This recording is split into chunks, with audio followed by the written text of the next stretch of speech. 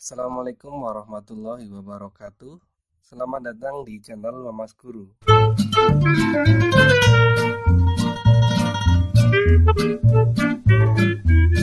Di video ini saya akan menjelaskan bagaimana cara menentukan akar-akar polinomial atau akar-akar dari suku banyak.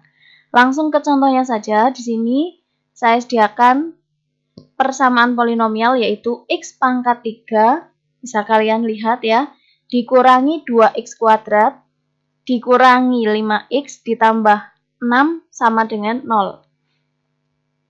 Nah, diperhatikan cara menentukan akar-akar persamaan ini, kalian perhatikan koefisien atau bilangan yang berada di depan ini, x pangkat 3 ini ya.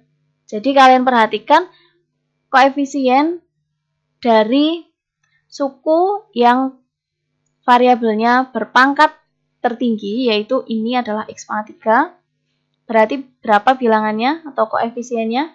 Ya, 1. Ya, kalau tidak ditulis berarti di sini ada angka 1. Kemudian kalian perhatikan konstanta atau ini yang tidak mengandung x ini ya, yang paling belakang, yaitu di sini adalah 6 ya. Bilangnya adalah 6.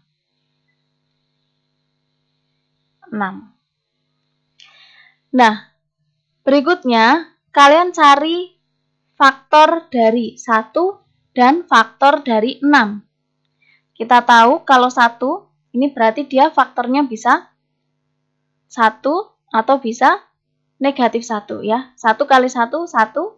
Negatif 1 kali negatif 1 yaitu berapa? Ya, 1. Jadi faktor dari 1 ini dia adalah ya plus minus 1. Bisa dipahami ya. Kemudian kita cari faktor dari 6. Ingat 6 itu bisa 1 kali 6, negatif 1 kali negatif 6, atau 2 kali 3, dan negatif 2 kali negatif 3 ya. Berarti ini bisa plus minus 1 dikali plus minus 6 atau plus minus 2 dikali plus minus 3. Nah, berikutnya yang ini kita misalkan ya, atau kita lambangkan dengan B misalnya. Kemudian yang ini ya, yang dikotaki, ini kita lambangkan dengan C. C ya, ini. Nah, setelah itu kita coba-coba mensubstitusikan C per B ke persamaan polinomial ini. Nah, jadi kita tentukan dulu C per B di sini. Ini ya. C per B ini berarti bisa plus minus 1 dibagi plus minus 1 ya, berarti ya plus minus 1. Kemudian plus minus 2 dibagi plus minus 1, plus minus 2. Plus minus 3 dibagi plus minus 1 berarti ya plus minus 3. Kemudian plus minus 6 dibagi plus minus 1 yaitu ya plus minus 6. Nah, jadi bilangan-bilangan yang nanti akan kita gunakan atau akan kita masukkan ke persamaan ini itu adalah plus 1, min 1, plus 2, min 2, plus 3, min 3, atau plus 6, min 6 ya. Jadi nanti kita coba untuk disubstitusikan ke sini. Sekarang kita coba, kita akan mencari satu saja dari ini yang kalau disubstitusikan ke sini itu hasilnya memenuhi ya. Jadi hasilnya 0.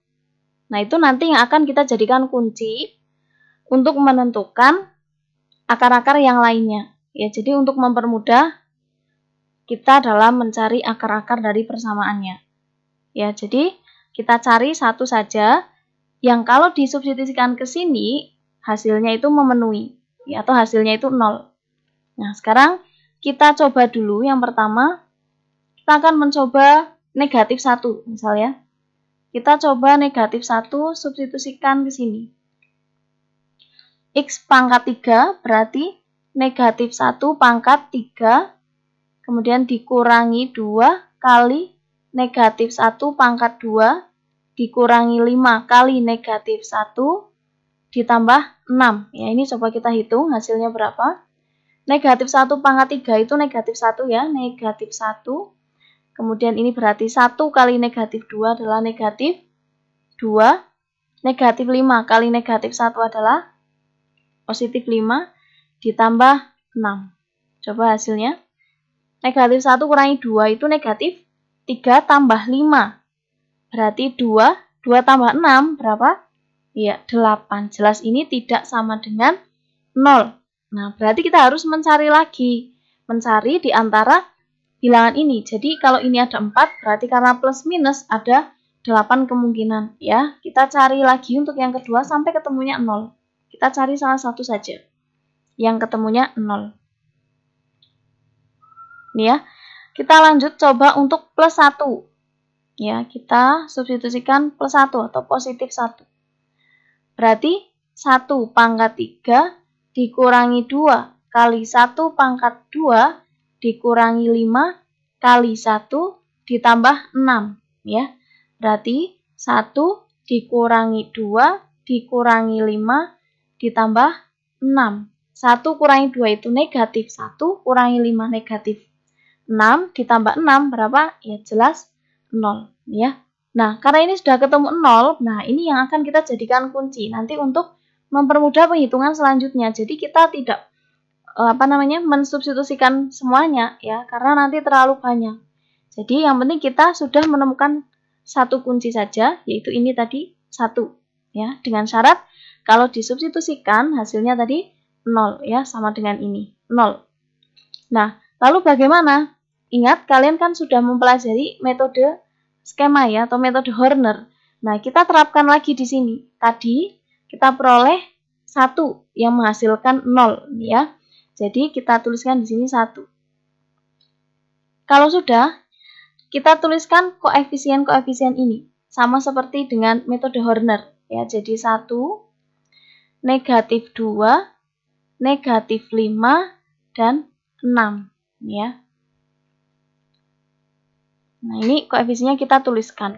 Kalau di sini misalnya tidak ada pangkat 2, berarti di sini 0 ya. Jadi kalau tidak ada x kuadratnya, berarti di sini kita tulis 0 karena ini pangkatnya mulai dari 3. Jadi semuanya harus ada koefisiennya. Kita tuliskan, semua koefisiennya kita tuliskan. Dari x pangkat 3, x pangkat 2, x pangkat 1 sampai dengan x pangkat 0 ya, atau konstantanya.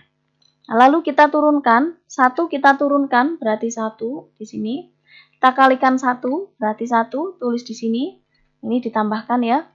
Negatif 2 tambah 1, negatif 1, negatif 1 kali 1, tulis di sini negatif 1. Negatif 5 tambah negatif 1, negatif 6. Negatif 6 kali 1, ya negatif 6. Nah, ini kita tambahkan, hasilnya berapa? 0. Nah, ini ya. Nah, jadi tadi bentuknya ini ya, akar yang pertama itu adalah 1, lalu akar yang lain kita peroleh dari sini. Nah, dari sini. Karena di sini dia ada 3 bilangan, berarti pangkat tertingginya nanti adalah ya 2. Kalau ada 4 bilangan, berarti pangkat tertingginya adalah 3. Gitu ya. Jadi 1 kurangnya dari ini pangkatnya. Jadi kalau di sini tadi ada 3, berarti pangkat tertingginya 2. Kalau misalnya ada 5 bilangan, berarti pangkat tertingginya 4. Karena ini ada 3, berarti pangkat tertingginya adalah 2. Jadi 1 tidak perlu ditulis, sehingga x pangkat 2. Negatif 1, satunya tidak perlu ditulis, jadi negatif x. Dan yang terakhir negatif 6. Ya. Sekarang perhatikan bentuk ini. Nih ya. Bentuk yang ini bisa kita ubah menjadi apa? Menjadi, kita faktorkan jadi x, bilangan yang dikalikan negatif 6, ditambahkan negatif 1, bilangnya berapa? Jelas x ya plus 2 kali x min 3 ya. Jadi faktor-faktornya yang lain itu adalah X plus 2, X min 3. Nah, sehingga bentuk ini bisa kita tuliskan seperti ini. Ya, jadi X pangkat 3 dikurangi 2X kuadrat dikurangi 5X ditambah 6 sama dengan 0. Bisa kita tuliskan, ingat tadi yang pertama ini ya. Nah, ini akar yang pertama tadi 1. Jadi kita tuliskan X min 1. Kalau di sini positif berarti kita tuliskan jadi negatif. Kalau di sini negatif berarti kita tuliskan di sini positif. Itu ya, jadi lawannya. Nah, yang ini kita tuliskan lagi. Jadi X plus 2 kali X min 3 sama dengan 0. Nah, dari sini bisa kita temukan akar-akarnya, yaitu X sama dengan 1 atau X sama dengan negatif 2 ini ya, atau X sama dengan 3. Nah, jadi akar-akar real yang memenuhi persamaan ini ada ini 1, negatif 2, dan 3. Bisa dipahami ya cara menentukan akar-akarnya. Nah, kemudian mungkin di kalian ada yang bertanya, lalu bagaimana kalau di sini itu pangkat tertingginya adalah 4, 3, 5, dan seterusnya. Nah, caranya kalau di sini nanti kalian menjumpai pangkat tertingginya 3, otomatis kan tidak bisa dicari secara langsung seperti ini. Nah, ini kan bisa ditemukan karena pangkat tertingginya 2, sudah biasa kita lakukan dalam sehari-hari. Nah, lalu kalau pangkat tertingginya ini tidak 2, artinya lebih dari 2, maka kalian ulangi lagi langkah seperti ini tadi, mencari C dan B, ya, ulangi langkah dari awal menggunakan persamaan yang di sini. Ya, jadi diulangi lagi langkahnya. Seperti itu. Nah, demikian tadi adalah cara menentukan akar-akar dari persamaan polinomial. Untuk selanjutnya, silakan kalian bisa mencoba untuk menentukan akar-akar dari persamaan polinomial yang sudah saya sediakan di sini. Kalian bisa perhatikan dengan baik di layar kalian masing-masing. Ya. Jika kalian belum bisa memahami apa yang saya sampaikan tadi, silakan bisa diputar lagi videonya atau bisa kalian tanyakan bagian mana yang belum kalian pahami di kolom komentar ya. Silakan dituliskan saja apa yang ingin kalian tanyakan. Semoga video ini bermanfaat dan kalian dapat paham dengan baik terhadap materi yang berkaitan dengan akar-akar dari polinomial ini. Ya, saya akhiri. Assalamualaikum warahmatullahi wabarakatuh.